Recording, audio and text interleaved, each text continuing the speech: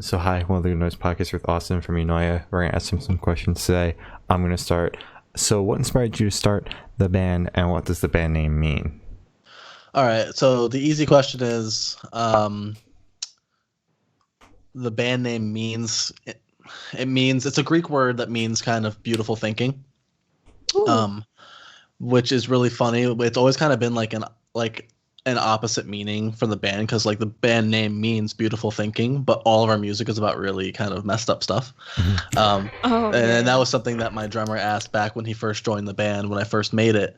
And he was like, "Hey, I googled the band name and something comes up," and he's like, "And it's not anything that would have anything to do with like horror metal or anything like that." He was like, "What gives with this?" And I was like, "Well, you got to think like we have all these messed up lyrics and all these messed up concepts."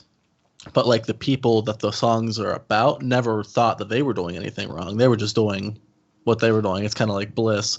Mhm. Ignorance is bliss, you know? So Yeah. it's a beautiful thinking because they never thought they were doing anything wrong. Stuff like that. Mhm. Um, Okay. and then my inspiration for like making the band and making music, besides like the really basic, like I just wanted to make music, it's I always had that feeling that like when you listen to a band you really love and you just can't, you're just addicted to like their songs, you're addicted to the sound that they make.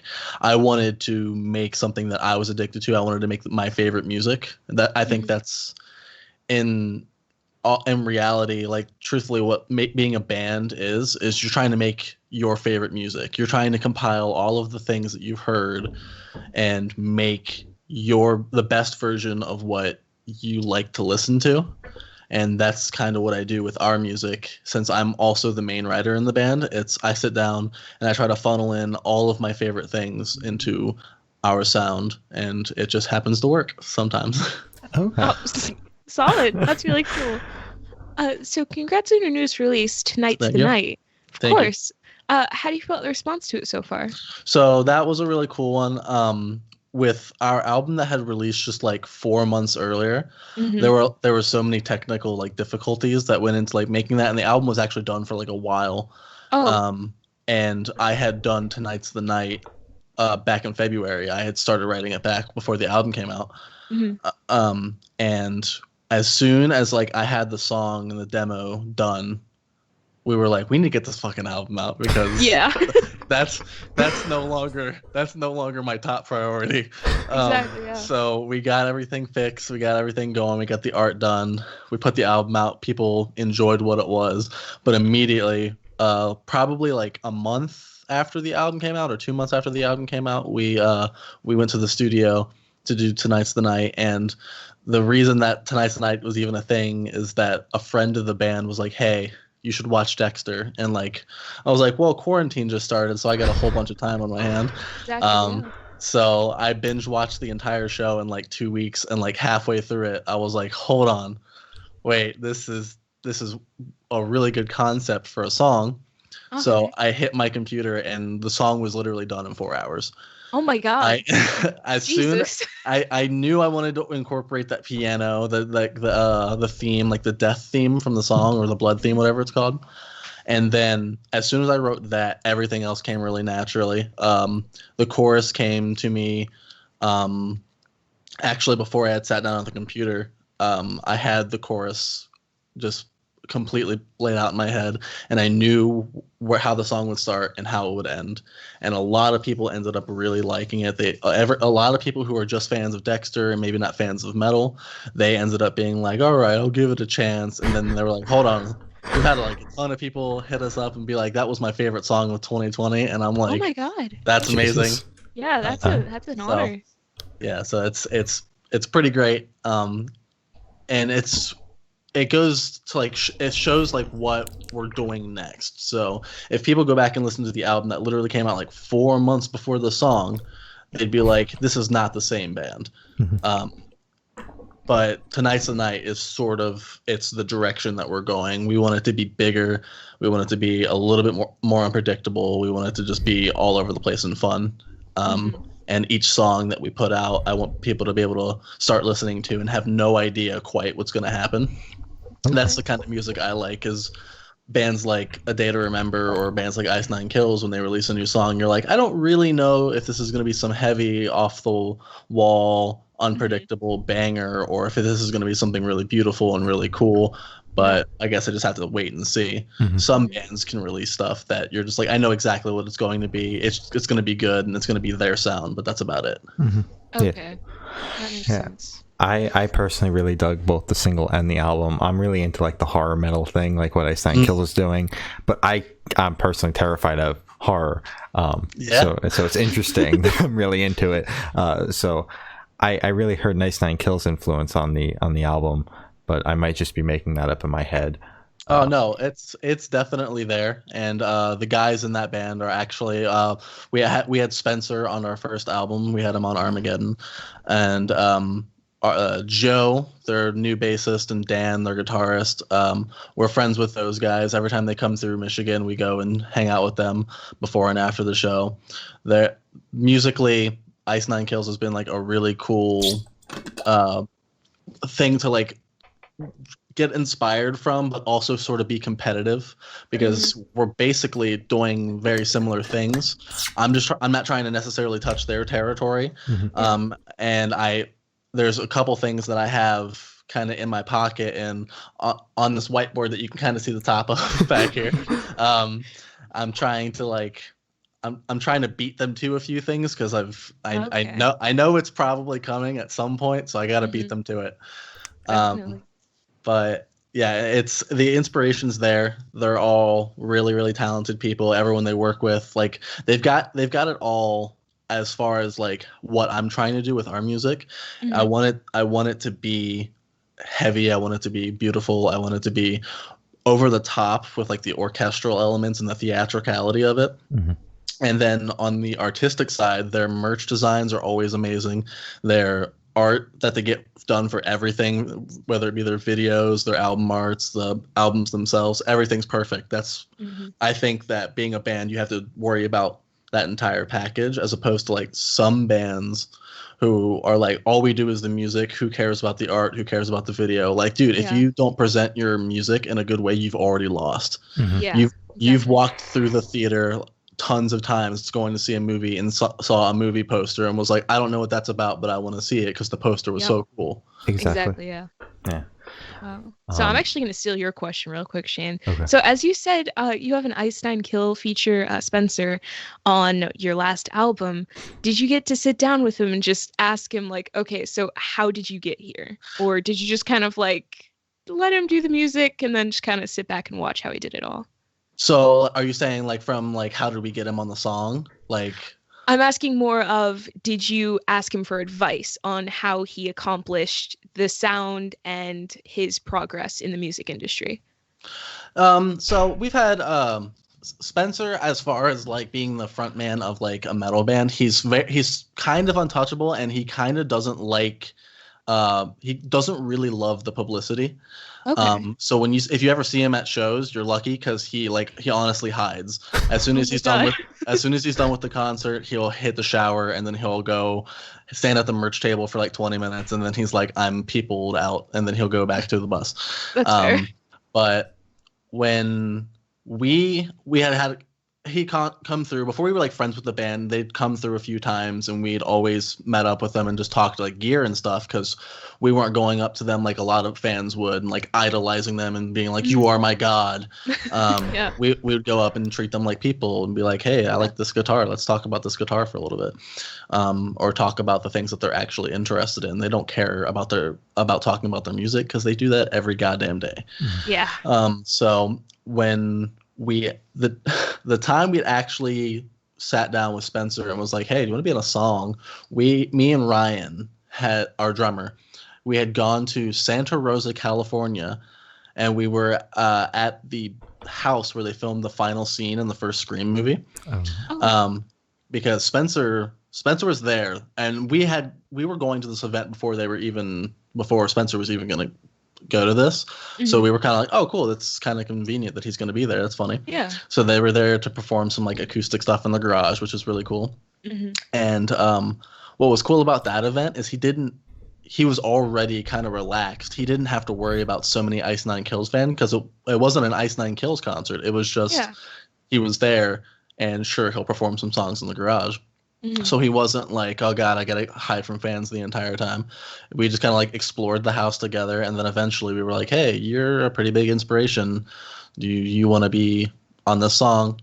And he was super into it, and we had talked to him like about like the journey of like Ice Nine Kills, because when you think of that band, Ice Nine Kills is really Spencer. Like he's like the face of it. That's why he's like the first thing you'll see anytime you Google Ice Nine Kills. He's on a lot of the art. He's on a lot of the shirts. And it's just he's just become the face of the band entirely.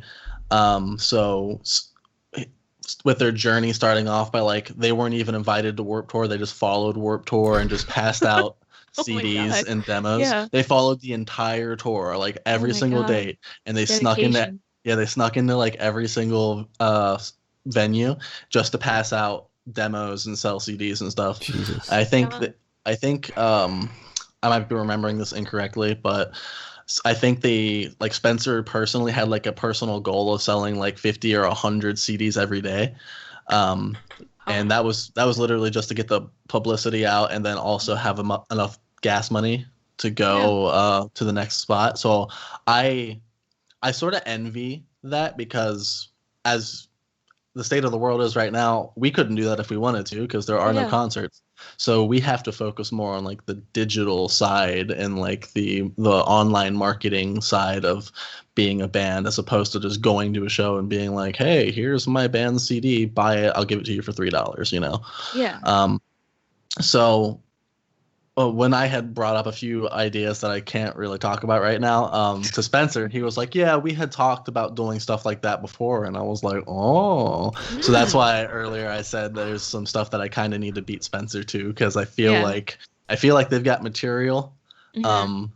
But I think they're probably going to stick to like the horror movies and stuff, which it kind of fits their sound. That's kind of where they feel like the most at home, I guess. Wow. That's already like so cool that you're already like in the same like mindset, and that you can already like pinpoint what you know that like they're gonna do already. That's cool. It's I think for me it's kind of just I want to do something that hasn't been done before. And if I don't beat I don't actually feel like they're going to do what we're trying to do. Okay. But I feel like if we don't get it out, I'm just so unlucky that like someone's going to beat us to it. Now, granted, the idea that we have is like really over the top and crazy. So I don't think they're going to do it quite how we are doing it, but I do kind of always have that idea in the back of my head, like, oh, what if they do though? What if tomorrow I wake up and I'm like, well, time to scrap the entire idea? No, that'd be horrible. Well, all I'm saying is they've been teasing stuff, so you better get on that shit. They've been teasing stuff for a while. I know they have a song that they've had done for a while, and they were actually supposed to drop it when they were going on tour with Five Finger Death Punch, but they didn't. But then they just did this Can't Help Falling in Love with You, the Elvis cover. I think they dropped it like 2 days ago. So they did that. So I know that they're gonna probably keep on with their horror movie kind, or at least movies in general. But we'll see. That's fair. Okay. All right. So is there any meaning behind the single name? Tonight's the Night? Yes. So at the beginning, either of you ever seen Dexter? I have not. I have not. Definitely watch Dexter. It's awesome. Okay. But at the beginning of, I think, every single season, Dexter's first words in the season are "Tonight's the night," and so he says "Tonight's the night," and it'll happen again and again. It has to. Basically, he's just going over the fact that like tonight's the night that I take care of this person, this serial killer, this evil person, and it's going to continue happening because he has that dark the darkness inside of him that's driving him to kill people. So tonight's the night, and then like tonight's the night happens again and again and again, and it's just kind of like always that state of mind where it's like, this is my mission, this has to happen. Okay. So that's where the song title comes from, and that's why the first words in the song are tonight's the night. I wanted to throw as many references to the show as possible in the lyrics of that song, and a lot of people got to read through them on like the YouTube video, and they were like, I see what you did there. Yeah. And that makes me feel pretty good. Definitely. So you mentioned that this song was actually written in like 4 hours. Yeah. Can you tell me what your writing process was like to move that fast? So I have like crazy like OCD and ADHD. So when I get an idea in my mind, my brain just hyper focuses on it. Yeah. And it's like I can kind of like compartmentalize certain things. Okay. So without like sitting down at my computer, I can be like, I know what I want the sound to be like. I know the words that I want to use. I know maybe I'll even have like melodies and stuff ready. But by the time like I finally hit my computer, I grabbed my guitar that I've written so much of our music with, and I immediately put it back down because I was like, wait, I want to do the piano thing. So the piano at the beginning of that song is very, very, very inspired by one of the main themes from Dexter, because I wanted people to listen to that and be like, oh, this is definitely about Dexter. So if someone's a fan of the show, they're going to know immediately. Yeah. And then everything just fell into line. When I write, I do what feels most natural, because I think that makes the song just coast really easily. So like if I say I wrote the chorus and I have nothing else after that, I'll literally have my guitar in my hand, and as soon as the chorus ends, I just start playing immediately, and then usually something will come that fits perfectly, and I'm like, hey, that'll work, and then I just trudge along that way. Wow, that is so cool. It just comes to you, just like, oh, yeah. Hey, that works. Now there are times that I've done something, and maybe the song ends up good, but like it's not quite what I thought it would be. Yeah. Usually I start from the ground up again. There's sometimes we have a song on our next release that I had started way, way before Tonight's the Night came out. But it's because I already knew what this second album was going to be. And I had probably rewritten the song 4 times. And wow. The thing that stuck is the chorus and a couple other tiny parts. And when I would sit down to write a new version of it, I wouldn't like have the other session open or anything like that. I would just write until like what naturally falls back into place falls there. So if like I know I want to use that chorus from the last version, or if I know I want to use that pattern or something from the last version, it'll come and I'll find a way to fit it into that next part if it feels natural. But the goal is to sort of start from the ground up and figure out what didn't work in the last version, and then what did work I want to put in the new version. So hopefully the final version is just the best ideas from everything that I've written if it didn't work the first time, you know? Yeah, that's really cool. That's sick. I like that a lot. That's very interesting. So can you tell me a little bit about your headspace while you're writing this song? Well, I don't know if you can't really see it, but like I keep my room kind of dark. I have like, I don't know if this is gonna turn on. Well, I have like these fake candles that just sit all over my desk. When I'm writing, I make it really dark, really kind of gothic in this room, because I think that like you're very inspired like artistically by like your surroundings. Yeah. So if I'm going to write songs about a fictional serial killer, I'd kind of want my thoughts to be sort of dark and sort of gloomy.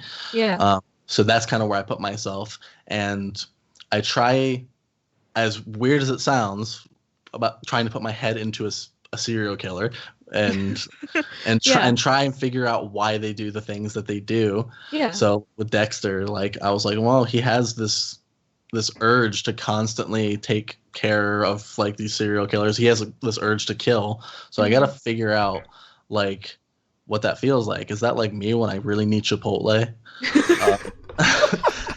So like stuff like that. Like we all have those urges. Yeah. So I have to put myself into like, okay, what if Chipotle was me killing somebody? That's a jump, but I can. Well, you know, maybe. You gotta understand. Like as soon as like if I go up and I'm just like, man, I really need some guac. If I go get in my car, if Dexter was getting in his car, he's going to go get guac. But really, that's just tying someone to a table and setting them.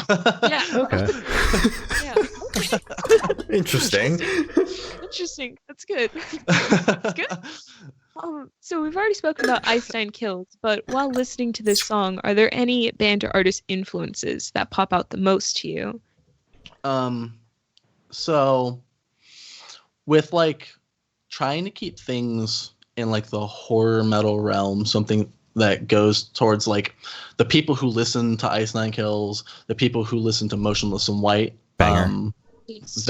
They're a band that's been around for a while. They were actually doing like the horror metal and like the movie themed stuff before Ink was, but they didn't do it that often. They did it like once or twice on their first album, and they do it every now and then. They actually have a song based on Dexter.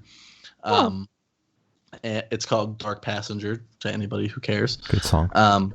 It is a good song, but it's like one of the least popular songs on their album Reincarnate, and I wanted this song to sound very much like it's supposed to be about Dexter, not like a metalcore song that is lyrically about Dexter. I want it to be a song that could be, you know, if you really wanted it to be, it could be the credit song for Dexter if you wanted it to be. That'd be sick. Yeah. And then another band that heavily inspires me on a songwriting level is A Day to Remember. They're the first band that like I really got into, and I liked their balance of keeping things heavy in some of their songs, but always catchy. Like everything about their songs was memorable. And then my current favorite band, like every time I get in the car, my thumb just autopilots to putting them on, is Starset. Okay. I'm addicted to Starset, and the cinematic and like theatrical aspects they have in their music. That's kind of what I strive for. Not as necessarily as big all the time, because they kind of aim to make it sound like a movie constantly. Yeah. We have our times where that needs to happen, and we'll achieve it. But Dustin on keeping things like every song, when you listen to one of their albums, every single one of them will get stuck in your head. He's just an absolute mastermind. Yeah. Okay. Some solid influences there. Yeah, definitely. And it's the first time in a while that I've known every single one. Yeah, there's actually a band that's local to us. They're bigger still. Famous Last Words. Okay. Oh, they sound familiar. They are too. Yeah. So they're actually like they live not too far from me. Wow. They're another Michigan-based band. So they're kind of an influence. They their first album was really, really cool. And another Michigan band, Chiodos, everyone's favorite. Okay. Everyone's favorite emo horror band that has really, really long names. So this question should be like super, super quick. Off the top of your head, I want you to describe the single for new listeners in 3 words. No more, no less. It's about Dexter. God fucking damn it. That's so cheap. So cheap. God. What are you talking about? Cheap. It's such an easy way. Listen, if they've been listening through the entire interview, they know it's about Dexter. You couldn't give us anything else. Okay. Oh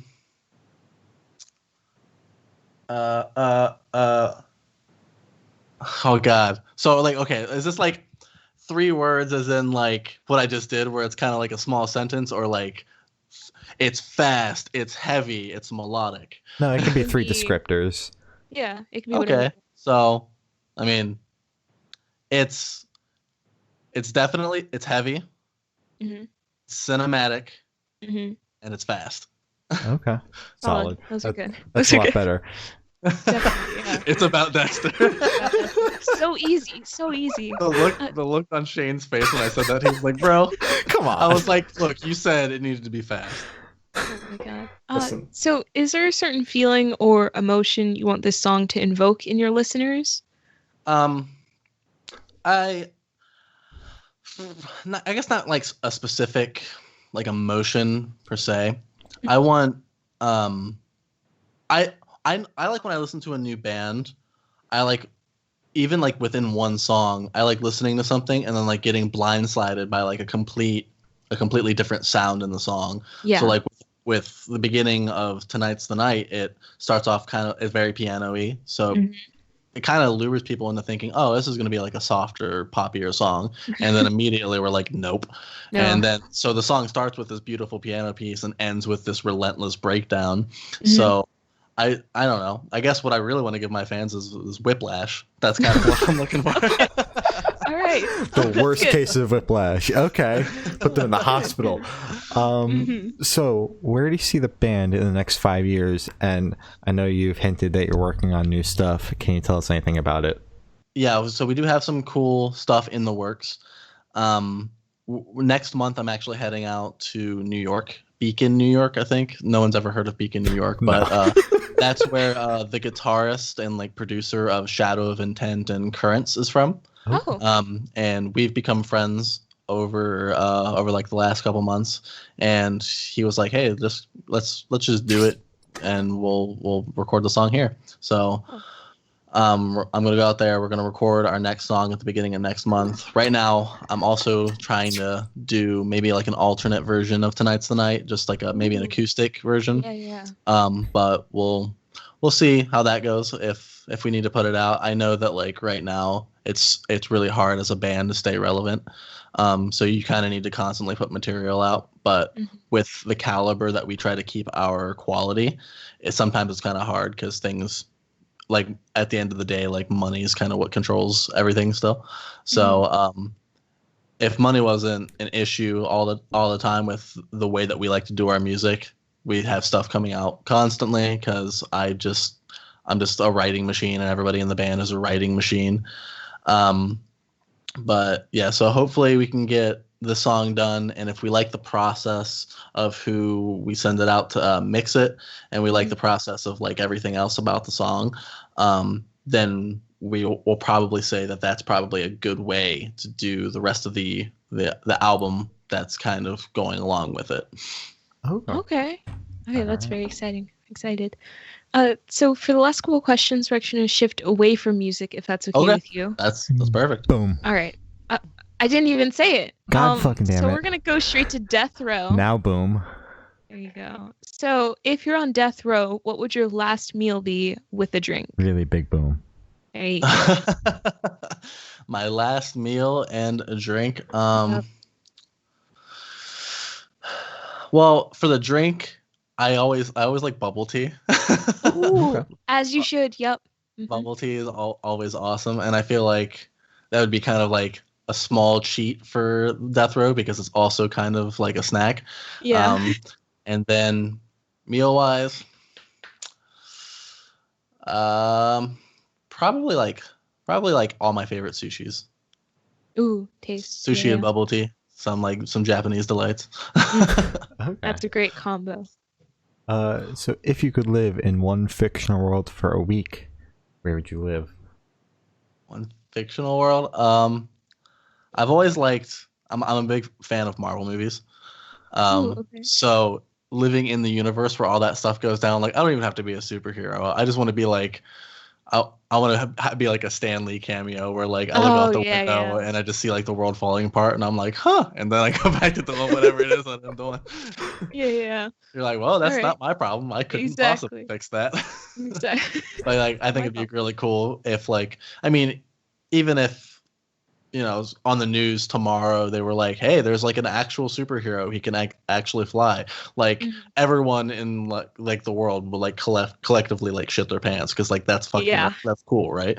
So living in a world with a bunch of superheroes, you're like, whoa, so many things, you know, there's so many things can happen.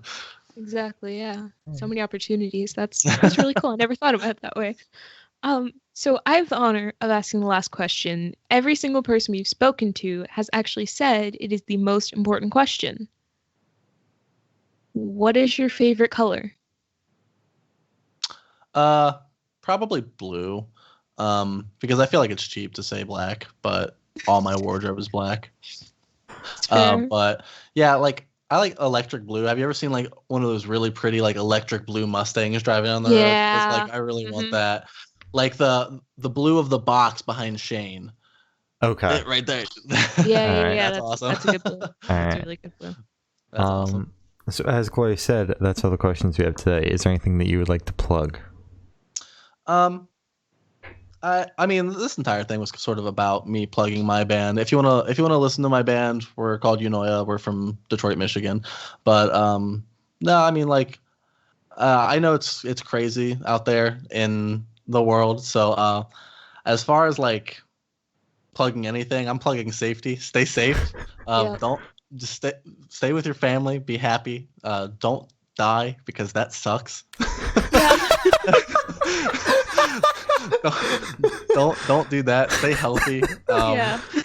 Wear a mask sometimes when you have to, because like watching the news and seeing our capital getting raided is like, it's kind of wild. It's kind of like when I wish the superheroes were real, because like that shit would have been done. Exactly. But like 2 seconds. I remember coming home and like seeing the news and being like, well, I guess I just watch it, because what else can you do? You literally can't do anything else. But yeah, just people stay safe. I plug safety. Stay safe. But then if you're bored and you want to listen to some Dexter themed metal music, listen to Eunoia. All right. So true. Well, thank you for sitting down with us. This has been Austin from Eunoia, and we're the Good Noise Podcast.